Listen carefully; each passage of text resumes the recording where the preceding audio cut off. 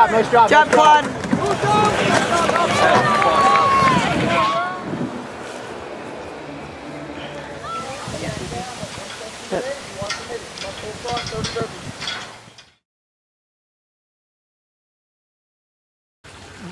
We're both biathletes. We used to be on the national team, but this year we're not on the national team anymore. So biathlete is cross-country skiing and rifle shooting.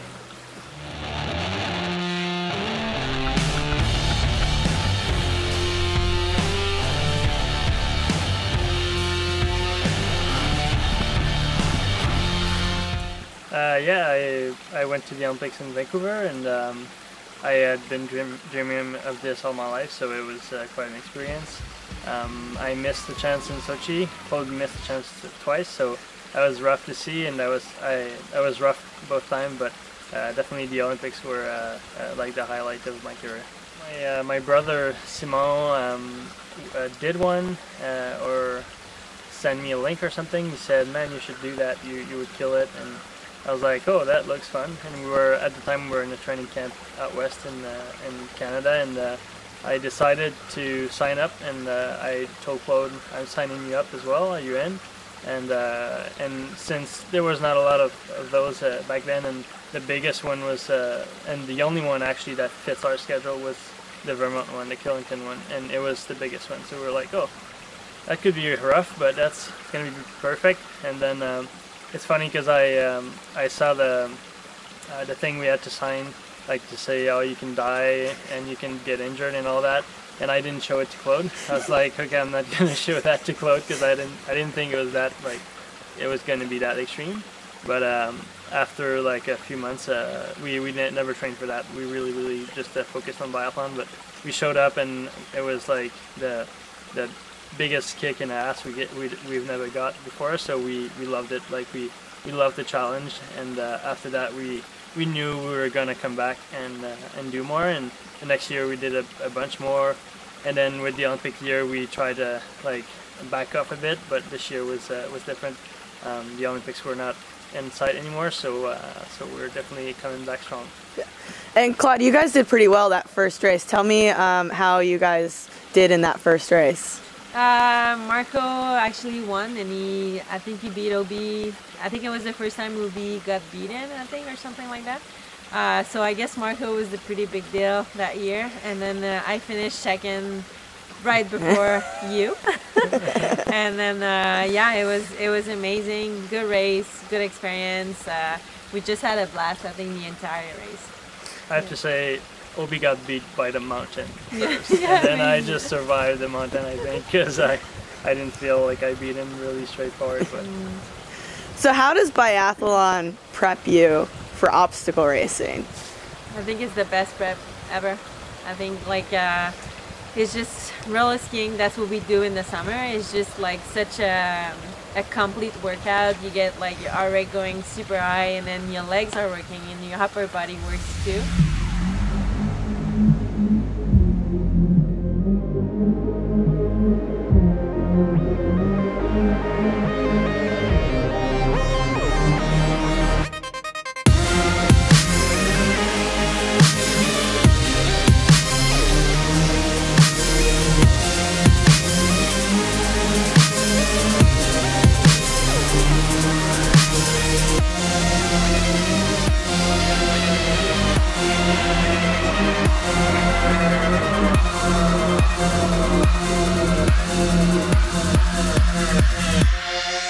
Go!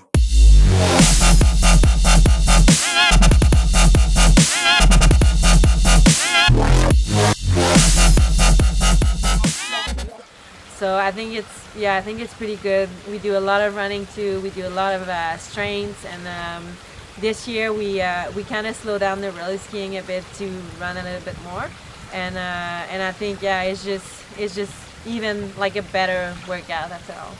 it's a lot of stop and go too. Like we do intensity, we stop, we have to focus like 100% on every day we do that. Just a lot of really high focus, and then really hard intensity.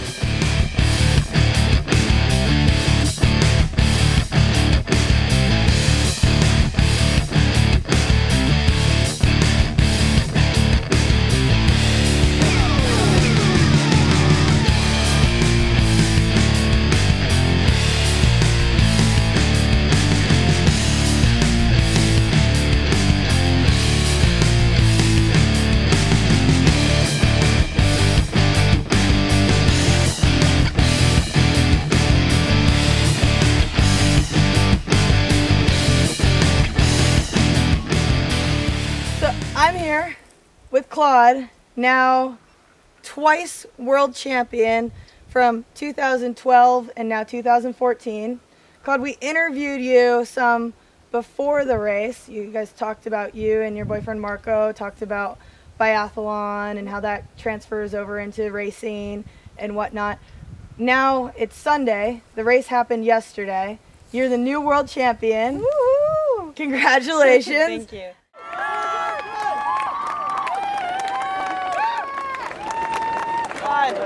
You just won the world championship. What do you have to say? It was good. It was amazing. Like I didn't know I could do it. Starting the race, I was just like, it seems like I was so far back. But then like I keep on building my race, and then I was catching up on girls, and then girls started to get tired, and I started to get better. And then at the end, I was just like, oh, I can do it. And then yeah, pretty amazing feeling actually. You've had a ride. 2011, second place.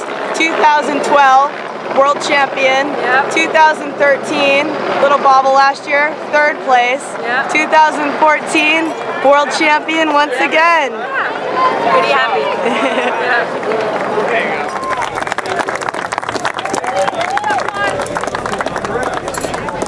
Run me through, talk to me about the race yesterday and how this race was different. You've done this beast every year, so talk to me about the beast. The beast was different again this year. I mean, the course was different, and it was really hard. I had no expectation. I had a lot of goals, but no expectation because I haven't raced against the American all year. So like I could see on the social media that they were like getting super strong, and I knew that the level was getting pretty high. But coming into the race, I was like, I had no idea where I was at. So I think my main goal was just to build my race, to just start and go step after steps, and not trying to do everything the first 2 hours. And I think that it pays a lot to do it that way, because at the end I think I was stronger by the end, and girls starting to die at the end too. So that's where I start cutting up on girls. And you weren't in the lead for the whole race. In the first part of the race that we kind of saw you a couple miles in, you were probably 10th place almost. So talk to me about your strategy and how you come about a race like this versus maybe like a sprint race or a shorter race, that. So I knew that I was going into the beast for like maybe 4 to 5 hours. So it's pretty long. Like you don't want to take the lead the first hour and then just die at the end. It's not worth it, and it's not fun at the same time. So yeah, I think I was maybe like 5th or 6th for a lot of the time, and I was at like maybe 3 minutes behind the leader or something like that. And I think at that point I told myself, if you have a podium, then like it's gonna be great. Like you can be pretty satisfied about it. So I keep on racing and trying to do my best, and like one step at a time. And then at what point I started catching on people, and me and Corina was just like, it was pretty much just a battle between me and her. And that's Corina was pretty much like my rabbit, if I can say. Like she was there, and she was strong, and she looked strong too. So it was just trying to catch her and beat her at the obstacles. So for those that don't know, you and we talked about it in the last interview, but you and Marco first came here in 2011. So tell me what's next now for you. World Championship is over. Spartan Race World Championship is over. Are we going to see you at the OCR World Championships? Sure thing. I'll be there. That would be my next goal. So next week I'm gonna take it easy. I think I need a rest week just to try to rebuild everything, and then I'll start training again for OCR in October in Ohio. So excellent. Yeah. And biathlon this season again. Do you have that coming up? You guys still racing and still pushing for that? Yeah. So as soon as Ohio is done, then it will be a total mind switch with like, okay, summer is over, OCR is done, and then going into biathlon. So I have biathlon trials November 13 and 14 to like World Cup trials and stuff like that. So it's a pretty close gap between OCR World Champs and the biathlon race. So I'll be running in the mud, and 2 weeks later I'll be skiing on the snow.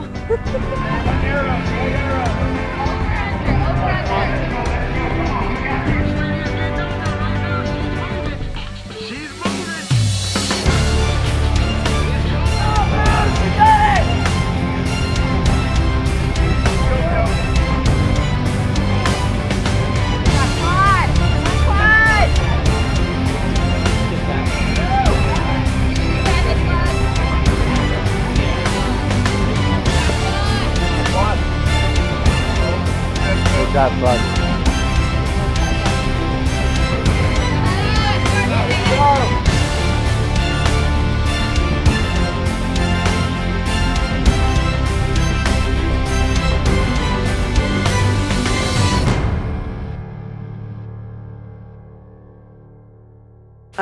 What's one thing maybe that obstacle racing has taught you that you could transfer over into biathlon that would help your biathlon racing? I think the mentality of being like more badass or something like that.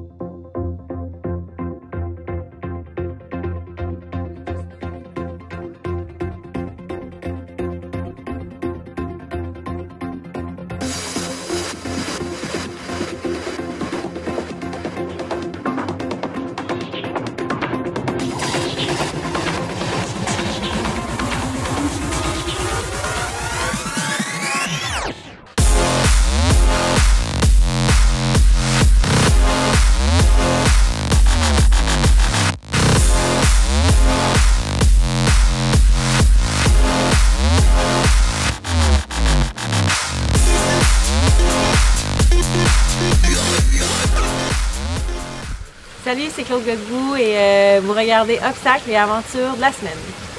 Hi, I'm Marco. You're watching Obstacle and Adventure Weekly.